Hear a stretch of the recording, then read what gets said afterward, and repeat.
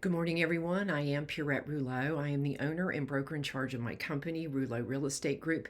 And today is Thursday, February 2nd, 2023. And this is the second installment in our series of conversations about the 2023 real estate market and how we can all work together as buyers and sellers, lenders and agents to continue to pull our real estate market forward in this very, very interesting time. And so today I want to present information by Kim Winters.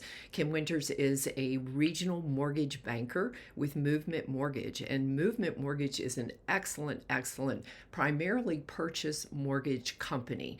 And so they are extremely dialed in to the buyer consumer as well as the seller consumer and how those two parties can work together. So this presentation today is just one way that sellers and buyers can get together with their agents and the buyer's lender to create some really good movement and continued equity and home ownership.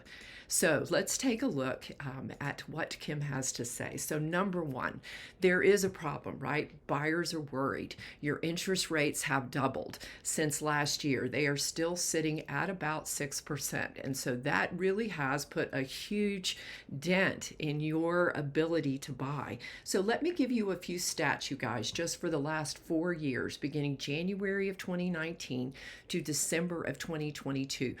The reason I am using 2019, is because most housing sector economists would like to see us to get back to inventory levels and buying demand levels of 2019. We don't think that is going to happen anytime soon. So here are our stats, okay?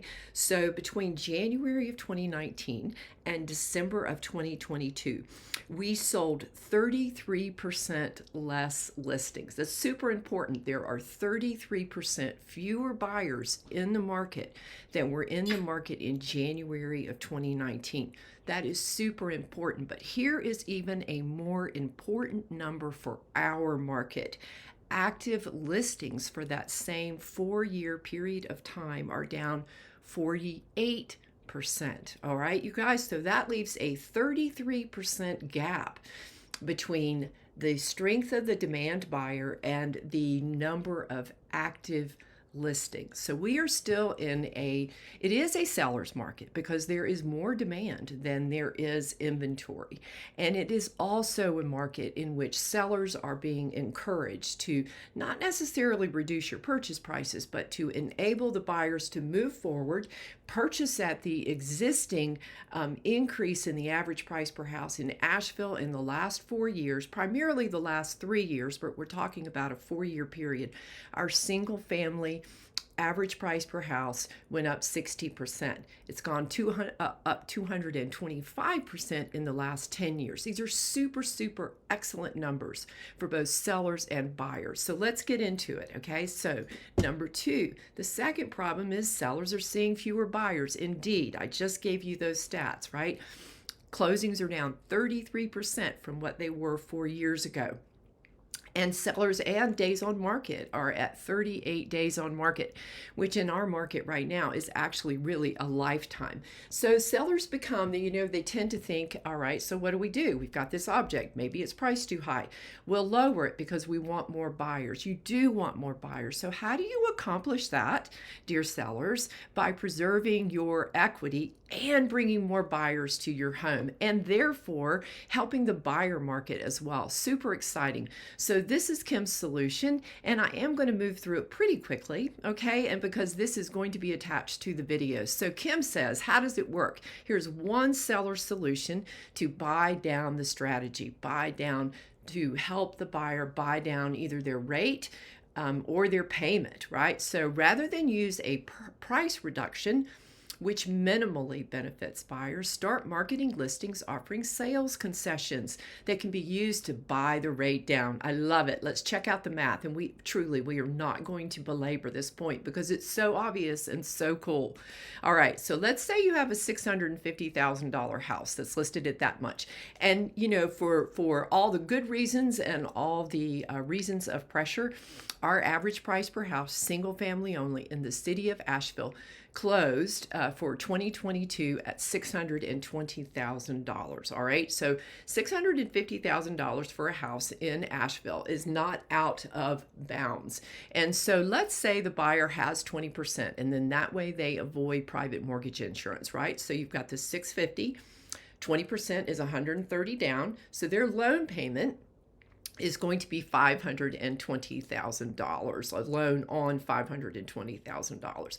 So let's say that they are able to get a rate of 6.25. Their monthly payment just for principal and interest is going to be $3,201. So we'll just go over it. They had that 20% down payment of $130. This is about an estimated 2% of closing costs, title pay costs, and then prepaid. You probably got another 0.5% or another 0.75%, dear buyers, on top of that 2% to get you to closing. So the buyer is going to have, on average, for this $650,000 house, that they gave a 20% down payment, which is super because they avoid private mortgage insurance. However, their monthly nut is $3,201. Their rate is $625,000, and they have to bring at least $138,000 to the table. So let's take a look. What happens if you do a price reduction, dear seller? You take that $20,000. Now the purchase price, you put it on the market. You've lowered the price, which even now buyers are like, "Ooh, what's wrong with that house? Why did they lower the price?" So it's not really the appropriate psychological reaction for buyers to have, but it is the reaction that buyers have.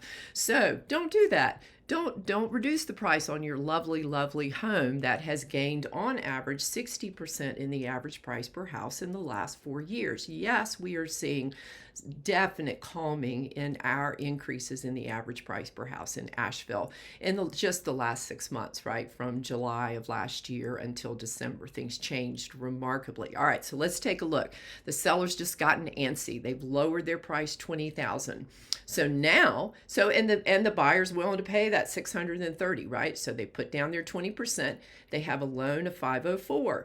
And if their loan is $504 and their interest rate is 6.25, then their monthly is going to be $3,103. So let's take a look at it. They've saved the buyer by that seller reducing their price $20,000 because they weren't getting enough buyers into their homes, or they were getting antsy, or sellers are still moving, right? That's where our existing inventory comes from. Sellers decide to sell, they decide to sell down, they decide to sell up, and existing inventory comes on the market. So this is not a great scenario for buyers. It doesn't give a lot of buyer incentive to help buyers get into homes, and to continue to help sellers sell their listings, and to continue to move this supply and demand market, right? And so let's take a look at what this just one seller solution that Kim is presenting today. So this is called the 3% buy down. Let's take that $650,000 original purchase price. Then now the seller is saying, I am going to pay 3% to any buyer who brings me a full price offer. So now we have a full price offer of $650. The seller has not reduced their purchase price by $20,000. They have brought more buyers into their home now, because guess what they're going to do? They're going to market through their listing agent together with a lender. All right, before the buyer even comes on the scene, the seller and the seller's agent are showing that they understand the market and they understand the pressures on the buyer.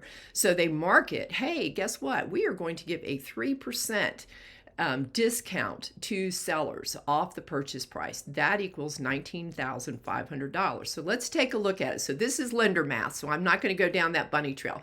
So there's two different 3%. There's a 3% off the purchase price that the seller is saying, hey, dear buyers out there in the universe, I am interested in you buying my house, and I want to help you accomplish that task. I love the equity of this moment, quite frankly. So this is called buy the rate down with 3 discount points. point. So let's take that original, the loan amount, and this 3% is lender 3%, all right, and that comes to 1560. It's actually 15,600. So let's do the lender math, all right. You've got this 19,500 that seller has said, I am going to take 3% off the purchase price of 650, and that totals 19,500.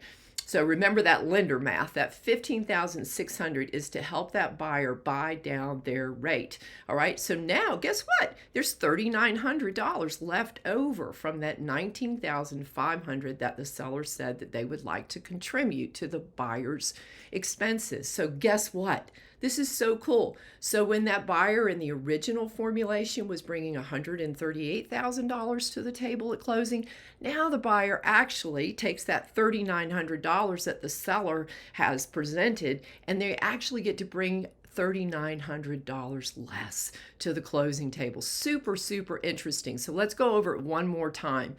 You've got this $520,000 loan, which was the 20% off, which was the down payment off of 650. So at a $625,000 with a $20,000 price reduction, the buyer's monthly payment is going to be $3,103.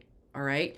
When the seller, instead of making a $20,000 price reduction, decides to present a 3% of the purchase price discount for the buyer, that comes to $19,500. Then they're also going to take some of those $19,500 funds and they're going to buy the rate down. So the rate turns from 6.25 to 4.75%, and the seller has still sold their home only for a $19,500 reduction off the original purchase price. So I'm almost done. It gives the buyer a $390 savings per month. Their interest rate is now at 4.75. They have a lower payment by $390, and they have $3,900 due less at closing. So important for buyers. For sellers, guess what? The math for the sellers, you actually get $500 more. I mean, it's just such a win-win, you guys. You have the opportunity to bring more people into your home, to increase the pool of buyers. You don't reduce your price, which startles buyers and makes them shaky. You actually eliminate the interest rate concern for buyers. You enable them to bring more cash to the table. It's just a super opportunity. I hope this has been helpful. I am Pier Rouleau. It is February 3rd. This is our second installment. Have a lovely, lovely day.